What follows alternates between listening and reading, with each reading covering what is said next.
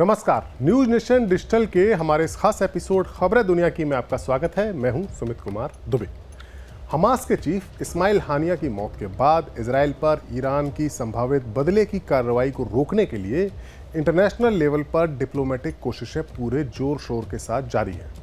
America एक ओर जहां Israel की हिफाजत के लिए अपनी फौजी तैयारियों को पुख्ता कर रहा है, तो वहीं दूसरी ओर उसके राजनयिक इस कोशिश में भी लगे हैं कि किसी भी तरह ईरान बदला लेने का अपना इरादा बदल दे, क्योंकि अगर ऐसा होता है तो फिर इस पूरे मिडिल ईस्ट के इलाके में एक ऐसी जंग छिड़ सकती है जिसमें अमेरिका को भी कूदना होगा, जो वो नहीं चाहता है। ऐसा खबरों से अनुमान लगाया जा रहा है।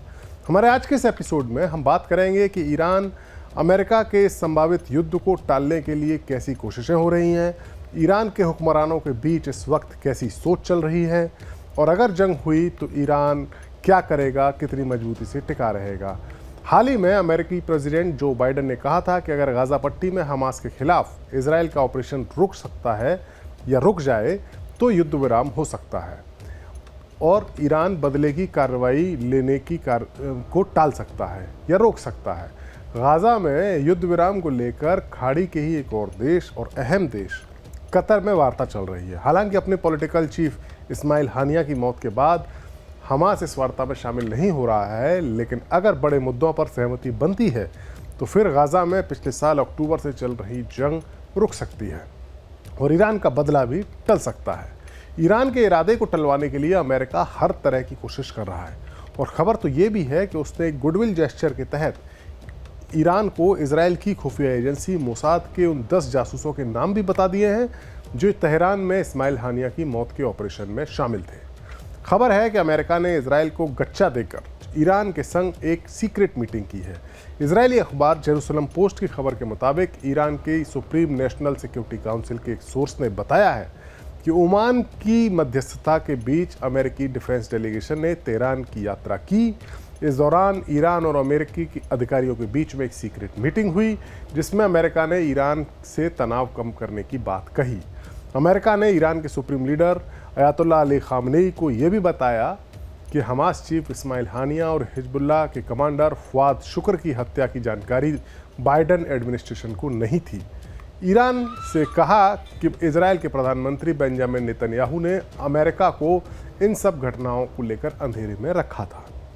ये खबर अपने आप में बेहद अहम है, क्योंकि मिडिल ईस्ट में अमेरिका को इजराइल की सिक्योरिटी का गारंटर माना जाता है और अगर इजराइल ने अमेरिका को ही अंधेरे में रखकर इतने बड़े ऑपरेशंस को अंजाम दिया है तो इसका मतलब यही है कि इजराइल ईरान को कमज़ोर करने के लिए किसी भी हद तक जा सकता है। ऐसा माना जा रहा है कि इजरायली पीएम बेंजामिन नेतन्याहू किसी भी कीमत पर हमास के साथ सीज़ फायर नहीं चाहते हैं, यहाँ तक कि वो अपनी फ़ौज के जनरल्स और अपने रक्षा मंत्री की बात को भी ठुकरा चुके हैं। ऐसे कयास लगाए जा रहे हैं कि नेतन्याहू की कोशिश है कि किसी भी तरह अमेरिका को सीधे ईरान के साथ जंग में उतार दिया जाए।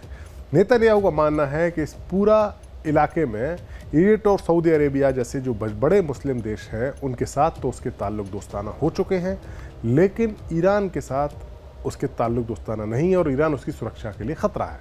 लिहाजा एक बार अगर अमेरिका और ईरान के बीच युद्ध हो गया तो फिर ईरान को फौजी तौर पर इतना कमज़ोर किया जा सकता है कि वो इजराइल के लिए ख़तरा ना रहे। अमेरिका भी नेतन्याहू के इस प्लान को समझ रहा है और इसीलिए वो चाहता है कि ईरान का इंतकाम एक बड़ी जंग में तब्दील ना हो। मीडिया रिपोर्ट्स में तो यहाँ तक दावा किया गया है कि पहली बार अमेरिका और ईरान के बीच में हॉटलाइन बनाई गई है ताकि अगर कोई इमरजेंसी पैदा होती है तो कोई कन्फ्यूजन ना हो और दोनों देशों की लीडरशिप, चाहे वो पॉलिटिकल लीडरशिप हो या मिलिट्री लीडरशिप हो, वो आपस में बात कर सकें। यही नहीं, अब अमेरिका ने ईरान को मोसाद के एजेंट्स की लिस्ट भी सौंपकर एक गुडविल जेस्चर पेश करने की कोशिश की है। द टेलीग्राफ की एक रिपोर्ट है, उसके मुताबिक इजराइल की खुफिया एजेंसी मोसाद ने इस्माइल हानिया के कमरे में बम फिट करने के लिए ईरान के सुरक्षा एजेंटों को रखा था। हालांकि हानिया की हत्या के बाद ये सभी देश छोड़कर फरार हो गए। फॉक्स न्यूज़ ने भी एक रिपोर्ट इस पर दी है और उसके मुताबिक अमेरिका के जो डेलीगेशन गया था ईरान में, उसने ईरान के अधिकारियों के साथ 2 घंटे तक की सीक्रेट मीटिंग की है।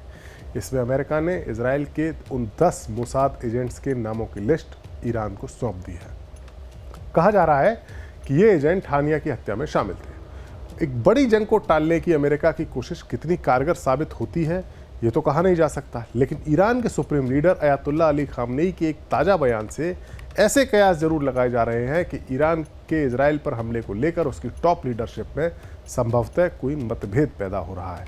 बुधवार को सुप्रीम लीडर ने अपने एक बयान में कहा कि उन्होंने उस बयान में अल्लाह के खौफ का जिक्र किया, अल्लाह के कहर का जिक्र किया और कहा कि अब किसी भी सूरत में युद्ध से वापसी नहीं होगी, ना ही किसी तरह का कोई समझौता होगा। उन्होंने कहा कि अगर हमने ऐसा किया तो हमें अल्लाह के प्रकोप से कोई नहीं बचा सकता है। ब्रिटिश अखबार टेलीग्राफ न्यूज़ की एक रिपोर्ट में बताया गया है कि इजराइल के खिलाफ किस तरह का एक्शन लिया जाए, इस बात को लेकर ईरान के नए राष्ट्रपति पेजेश्कियान और रिवॉल्यूशनरी गार्ड कॉर्प्स के सीनियर ऑफिसर्स के बीच में थोड़े मतभेद हैं। इस रिपोर्ट में बताया गया है कि ईरान के राष्ट्रपति इजराइल के खिलाफ सीधा हमला करने के बचने की सलाह दे रहे हैं। उनका मानना है कि इजराइल पर सीधे हमले का प्रभाव ईरान के लिए बुरा हो सकता है। ईरानी राष्ट्रपति का मानना है कि पड़ोसी देशों के जरिए या पड़ोसी देशों में मौजूद इजरायली ठिकानों पर हमला करना चाहिए, जिसके विपरीत जो रिवॉल्यूशनरी गार्ड कॉर्प्स है उसके अधिकारियों का कहना है कि मिलिट्री अड्डों की जगह सीधे इजराइल की राजधानी तेल अवीव और इजराइल के बड़े शहरों पर हमला किया जाए। इस रिपोर्ट में यह भी बताया गया है कि फाइनल डिसीजन क्या होगा या कैसे ये हमला किया जाएगा, उसका final decision supreme leader Khamenei ही लेंगे। दरअसल ईरान हमेशा से ही अपने आप को इस्लामिक वर्ल्ड के लीडर के तौर पर पेश करता आया है। ऐसे में उसकी धरती पर जब हमास के लीडर की मौत हुई तो इससे सवाल ईरान की क्षमता पर भी खड़े हुए हैं। हानिया पर हुआ हमला ईरान की धरती पर हुआ, ऐसे में ईरान के लिए ज़्यादा बड़ा झटका है। इसे अयातुल्ला खामनेई ने ईरान पर सीधा हमला बताया था और ईरानी सेनाओं को इजराइल पर सीधा हमला करने का आदेश भी जारी किया था, ऐसी कई मीडिया रिपोर्ट्स में बताया गया। ईरान की पावरफुल रिवॉल्यूशनरी गार्ड्स के डेप्यूटी कमांडर अली फदावी ने एक टीवी चैनल को इंटरव्यू भी दिया और उसमें उन्होंने कहा कि हम बदला लेंगे। अली फदावी ने जोर देकर कहा था कि ईरान के सुप्रीम लीडर अली खामनेई ने हानिया की मौत का बदला लेने के साफ साफ आदेश दिए हैं। इसके साथ कहा था कि इजराइल ने हमला करके संयुक्त राष्ट्र के चार्टर नियमों का उल्लंघन किया है।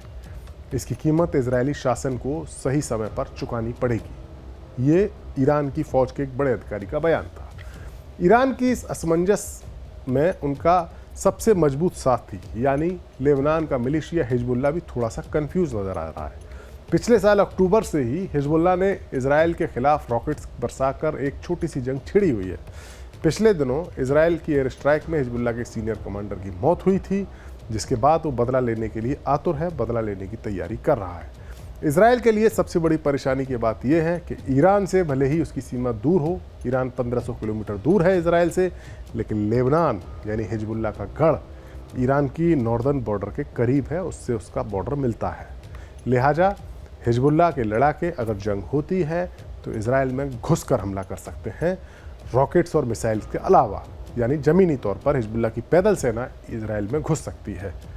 मौजूदा वक्त में जो हालात हैं उसके मुताबिक हिजबुल्लाह जो लगातार इजराइल पर रॉकेट्स दाग रहा है, तो इजराइल को अपने करीब जो उत्तरी इलाकों में रहने वाले उसके लोग हैं उनमें से करीब 90,000 लोगों को वहाँ से हटाकर देश में दूसरी जगहों पर शिफ्ट करना पड़ा है। ऐसे में अगर कहा जाए तो हिजबुल्लाह ने अपने और इजराइल के बीच में इजराइल की ज़मीन पर एक बफर जोन बनाया हुआ है। हिजबुल्लाह के चीफ नसरल्लाह ने साफ साफ कहा है कि वो जंग शुरू नहीं करना नहीं चाहते, लेकिन अगर इजराइल जंग शुरू करता है तो इस जंग को किसी भी कीमत पर जीता जाएगा और किसी भी हद तक जाकर इसे अपनी ताकत के साथ लड़ा जाएगा। इजराइल ने हिजबुल्लाह के टॉप कमांडर को मारकर एक तरह से हिजबुल्लाह को भी काफ़ी बुरी तरह से एक चेता दिया है, हिजबुल्लाह के लिए एक चैलेंज खड़ा कर दिया और हिजबुल्लाह भी अपना बदला लेने के लिए तैयार है। लेकिन फ़िलहाल शायद ऐसा लगता है कि वो ईरान की तरफ देख रहा है कि ईरान क्या फ़ैसला लेता है। अब देखना होगा कि इजराइल के खिलाफ ईरान की बदले की कार्रवाई को अमेरिका किस हद तक सीमित करवाने में कामयाब भी रहता है, और अगर ईरान मानता भी है तो क्या हिजबुल्लाह शांत रहेगा, ये भी अपने आप में एक बड़ा सवाल है। हमारा वीडियो आपको कैसा लगा कमेंट सेक्शन में जाइए और अपनी राय हमें ज़रूर दीजिए। नमस्कार।